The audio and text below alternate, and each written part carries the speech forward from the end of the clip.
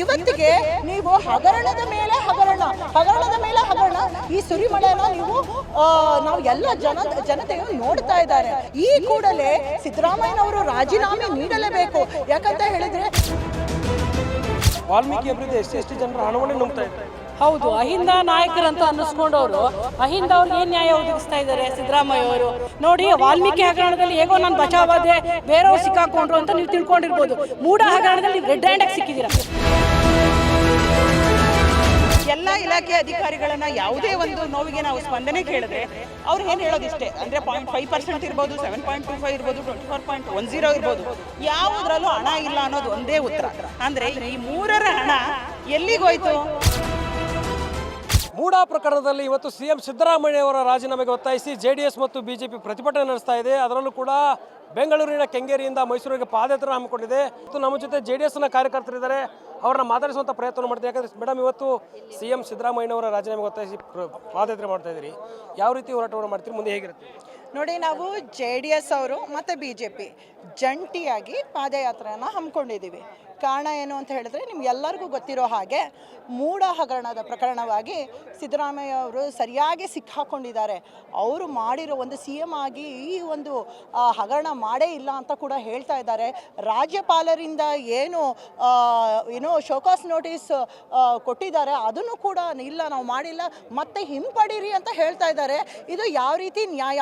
ಮತ್ತು ಇದನ್ನು ನೀವು ಪೊಲಿಟಿಕಲ್ ಆಗಿ ಗಿಮಿಕ್ ಮಾಡ್ತಾ ಇದ್ದಾರೆ ಅಂತ ಹೇಳ್ತೀರಾ. ಹಗರಣ ಆಗಿರೋದು ಸತ್ಯ. 0% ಟಾಲರೆನ್ಸ್ ನಾವು ಕರಪ್ಷನ್ಗೆ ಅಂತ ಹೇಳಿದಂತಹ ಕಾಂಗ್ರೆಸ್ ಸರ್ಕಾರದವರು ಇವತ್ತಿಗೆ ನೀವು ಹಗರಣದ ಮೇಲೆ ಹಗರಣ ಈ ಸುರಿಮಳೆನ ನಾವು ಎಲ್ಲ ಜನತೆಯು ನೋಡ್ತಾ ಇದ್ದಾರೆ. ಈಗ ಮೂಡ ಹಗರಣ ಆಯಿತು, ವಾಲ್ಮೀಕಿ ಹಗರಣ ಆಯಿತು, ಎಷ್ಟೊಂದು ಹಗರಣಗಳು ಬ್ಯಾಂಕ್ಗಳಲ್ಲಿ ಇವಾಗ ಬರೀ ಹಗರಣ ಮೇಲೆ ದಂಧೆ ಶುರು ಮಾಡಿಕೊಂಡಿರುವಂಥ ಈ ಕಾಂಗ್ರೆಸ್ ಸರ್ಕಾರಕ್ಕೆ ನಾವು ಖಂಡಿತವಾಗ್ಲೂ ಧಿಕ್ಕಾರ ಹೇಳ್ತೀವಿ. ಈ ಕೂಡಲೇ ಸಿದ್ದರಾಮಯ್ಯನವರು ರಾಜೀನಾಮೆ ನೀಡಲೇಬೇಕು. ಯಾಕಂತ ಹೇಳಿದರೆ ನೋಡಿ, ನೀವು ಬೇರೆಯವರಿಗೆಲ್ಲ ಕೂಡಲೇ ರಾಜೀನಾಮೆ SIT ಯಾವಾಗ ಒಂದು SIT ಇನ್ವೆಸ್ಟಿಗೇಷನ್ ಸ್ಟಾರ್ಟ್ ಆಯಿತೋ ಆವಾಗಿಂದ ನೀವು ಮೋಸದ ಮೇಲೆ ಮೋಸ ಹೇಳ್ತಾ ಇದ್ದೀರಾ. SIT ಅವರು ಸರಿಯಾದ ಅಂತ ಒಂದು ತನಿಖೆ ಕೂಡ ಮಾಡಿರಲಿಲ್ಲ. ಇವಾಗ ಯಾವಾಗ CBI ಅವರ ತನಿಖೆ, ED ತನಿಖೆ ಆಯಿತೋ ನಂತರವೇ ಪ್ರತಿಯೊಂದು ಇವಾಗ ಗೊತ್ತಾಗ್ತಾ ಇದೆ ಜನತೆಗೆ.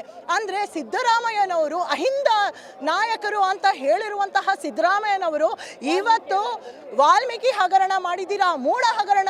ಆ ಸೈಟ್ ಯಾರ್ದು? ಅದು ದಲಿತರ ಒಂದು ಸೈಟು. ಅದನ್ನು ನೀವು ಇವತ್ತು ಮೂಡ ಹಗರಣ ಮೂಲಕ ಅನ್ಯಾಯವಾಗಿ ನೀವು ದಲಿತರಿಂದ ಕಿತ್ಕೊಂಡಿದ್ದೀರಾ ಅನ್ನೋ ಹೇಳೋದಕ್ಕೆ ಬಯಸ್ತೀರಿ. ಅದೇ ಹಾಗಾಗಿ ರಾಜೀನಾಮೆ ಸಿದ್ದರಾಮಯ್ಯನವರು ಈ ಕೂಡಲೇ ಕೊಡಲೇಬೇಕು ಅಂತ ನಾವು BJP ಮತ್ತು JDS ಕಾರ್ಯಕರ್ತರು ಈ ಒಂದು ಪಾದಯಾತ್ರೆ ಮಾಡ್ತಾ ಇದ್ದೀವಿ. ಮೇಡಮ್, ನೀವೇನು ಹೇಳಕ್ಕೆ ಇಷ್ಟಪಡ್ತೀರಿ? ಇವತ್ತು ಸಾಕಷ್ಟು ನಾಗೇಂದ್ರ ಅವರ ರಾಜೀನಾಮೆ ಕೂಡ ಆಗಿದೆ, ದದ್ದಲ್ ಅವರ ರಾಜೀನಾಮೆ ಆಗಿದೆ. ವಾಲ್ಮೀಕಿ ಅಭಿವೃದ್ಧಿ SC ಜನರ ಹಣವನ್ನೇ ನುಂಗ್ತಾ ಇದ್ದಾರೆ. ಹೌದು, ಅಹಿಂದ ನಾಯಕರಂತ ಅನ್ನಿಸ್ಕೊಂಡವರು ಅಹಿಂದ ಅವ್ರಿಗೆ ಏನು ನ್ಯಾಯ ಒದಗಿಸ್ತಾ ಇದ್ದಾರೆ ಸಿದ್ದರಾಮಯ್ಯ ಅವರು. ಅವ್ರು ನೋಡಿ, ವಾಲ್ಮೀಕಿದು ಮೂಡ ಹಗರಣದಲ್ಲಿ 2001ರಲ್ಲೇ ಆ ಜಮೀನು ಫುಲ್ಲು ಸೈಟ್ ಮಾಡಿ ಅದು ದೇವರಾಜ್ ಬಡಾವಣೆ ಅಂತ ಇದು ಮಾಡಿ ಹಂಚಿದ್ದಾರೆ. ಆದ್ರೂ ಅವ್ರೇನು ಮಾಡಿದ್ದಾರೆ, ಇದು 3.1 ಎಕರೆ ಕೃಷಿ ಭೂಮಿ ಅಂತ ಕರ್ಕೊಂಡೋಗಿ ತಹಸೀಲ್ದಾರ್ನ ಕರ್ಕೊಂಡೋಗಿ ಇನ್ವೆಸ್ಟಿಗೇಷನ್ ಮಾಡಿದಾರಲ್ಲಿ, ಮತ್ತು AC ಬಂದು ಇನ್ವೆಸ್ಟಿಗೇಷನ್ ಮಾಡಿದ್ದಾರೆ. ಇಷ್ಟೆಲ್ಲ ಪ್ರೂಫ್ಗಳಿದ್ರೂ ಸಿದ್ದರಾಮಯ್ಯ ಅವರು ನಾನೇನು ತಪ್ಪು ಮಾಡಿಲ್ಲ ಅಂತ ಹೇಳ್ತಾ ಇದ್ದಾರೆ. ಇದು ಎಷ್ಟರ ಮಟ್ಟಿಗೆ ನ್ಯಾಯ? ಜನಕ್ಕೆ ಗೊತ್ತಿದೆ. ಅಗ್ರಿಕಲ್ಚರ್ ಲ್ಯಾಂಡ್ ಇದ್ದುದನ್ನು ಇದು ಕನ್ವರ್ಟೆಡ್ ಆ ಲ್ಯಾಂಡ್ನ ಅಗ್ರಿಕಲ್ಚರ್ ಲ್ಯಾಂಡ್ ಅಂತ ಹೇಳಿದ್ದೀರಾ ನೀವು. ಅದರಲ್ಲಿ ನೀವು ಸೈಟ್ ಮಾಡಿದ್ದೀರಾ, 14 ಸೈಟ್ಗಳನ್ನ ಹಂಚಿದ್ದೀರಾ. ಮತ್ತು ಆ ಕಮಿಟಿನಲ್ಲಿ ಹಂಚೋ ಟೈಮಲ್ಲಿ ಸಿದ್ದರಾಮಯ್ಯನವರು ಭಾಗಿಯಾಗಿದ್ದಾರೆ. ಅಂಥ ಟೈಮಲ್ಲಿ ಇದನ್ನೆಲ್ಲ ಯಾಕೆ ಮಾಡ್ತಾ ಇದ್ದೀರಾ? ನೋಡಿ ಸಿದ್ದರಾಮಯ್ಯ ಅವರೇ, ನೀವು ಇದೊಂದೇ ಮಾಡಿಲ್ಲ. ನೋಡಿ, ವಾಲ್ಮೀಕಿ ಹಗರಣದಲ್ಲಿ ಹೇಗೋ ನಾನು ಬಚಾವಾದೆ, ಬೇರೆಯವ್ರು ಸಿಕ್ಕಾಕೊಂಡ್ರು ಅಂತ ನೀವು ತಿಳ್ಕೊಂಡಿರ್ಬೋದು. ಮೂಡ ಹಗರಣದಲ್ಲಿ ರೆಡ್ ಹ್ಯಾಂಡಾಗಿ ಸಿಕ್ಕಿದ್ದೀರಾ. ನಿಮ್ಮ ರಾಜೀನಾಮೆ ಅತ್ಯಗತ್ಯ, ಈ ರಾಜ್ಯಕ್ಕೆ ಭಾಳ ಅತ್ಯಗತ್ಯ. ಹಾಗೂ ಪ್ಲಸ್ ನಿಮ್ಮ ಕಾಂಗ್ರೆಸ್ ಸರ್ಕಾರನೇ ಇವಾಗ ನಾವು ವಜಾ ಮಾಡಬೇಕು. ಈ ಹಗರಣಗಳ ಗೂಡಾಗಿದೆ ಇದು.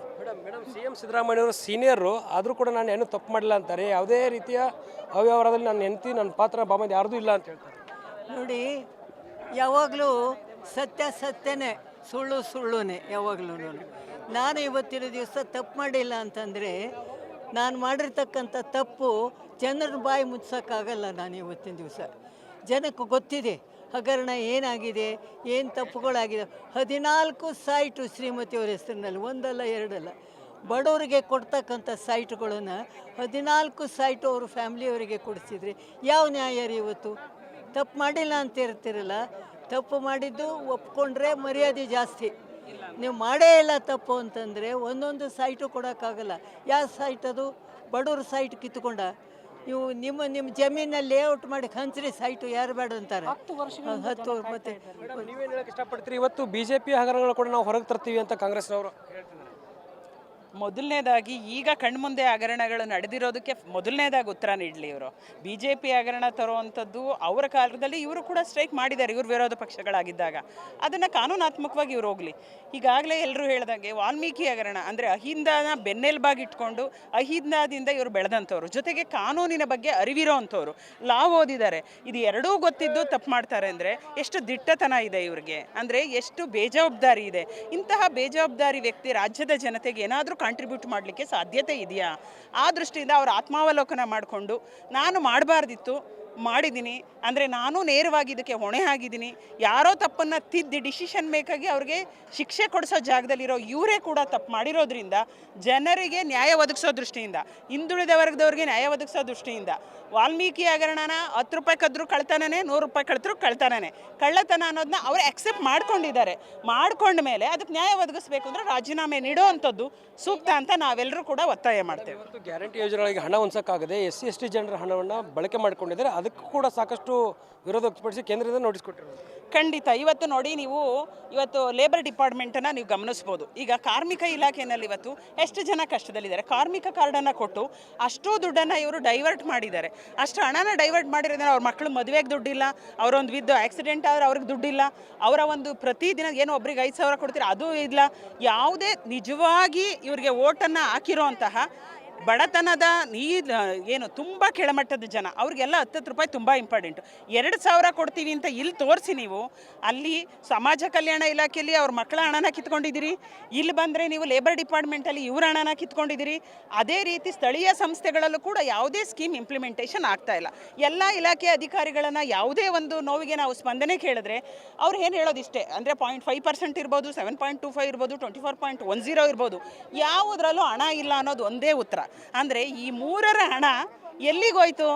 ಇದು ಕಾಂಗ್ರೆಸ್ನ ಜೇಬಿಗೋಯ್ತು. ಅದೇ ರೀತಿ ಸೆಂಟ್ರಲ್ ಗವರ್ನಮೆಂಟಿನ MP ಎಲೆಕ್ಷನ್ಗೆ ಫಂಡ್ ಆಗಿ ಹೋಯ್ತು. ನಮ್ಮ ಹಣನ ನೀವು ಬೇರೆ ರಾಜ್ಯಕ್ಕೆ ಕೊಡಲಿಕ್ಕೆ ನಿಮ್ಗೆ ಎಷ್ಟು ಅರ್ಹತೆ ಇದೆ? ಇದ್ರ ಬಗ್ಗೆ ನೀವು ಆತ್ಮಾವಲೋಕನ ಮಾಡಿಕೊಂಡು ರಾಜೀನಾಮೆ ನೀಡಬೇಕು ಅಂತ ನಾವೆಲ್ಲರೂ ಕೂಡ ಒತ್ತಾಯ ಮಾಡ್ತೇವೆ. ಇದಿಷ್ಟು JDSನ ಮಹಿಳೆಯರ ಮಾತು. ಏನಂದರೆ CM ಸಿದ್ದರಾಮಯ್ಯನವರು ನೈತಿಕತೆಯನ್ನು ಹೊತ್ತು ರಾಜೀನಾಮೆಯನ್ನು ನೀಡಬೇಕು. ಅವರು ಏನು ಗ್ಯಾರಂಟಿ ಯೋಜನೆಗಳಿಗೆ ಹಣವನ್ನು ಹೊಂದಕ್ಕಾಗದೆ ಬೇರೆ ಬೇರೆ ಇಲಾಖೆ ಹಣಗಳನ್ನು ಕೂಡ ಬಳಸ್ಕೊಂಡಿದ್ದಾರೆ ಅನ್ನೋ ಆರೋಪ ಕೂಡ ಮಾಡ್ತಾ ಇರುವಂಥದ್ದು. ಕ್ಯಾಮ್ರಾ ಪರ್ಸನ್ ಯುವರಾಜ್ ಜೊತೆ ದುರ್ಗೇಶ್ ನಾಯಕ, guarantee news, Bengaluru. Guarantee news, ಸುದ್ದಿ ಖಚಿತ, ನ್ಯಾಯ ನಿಶ್ಚಿತ.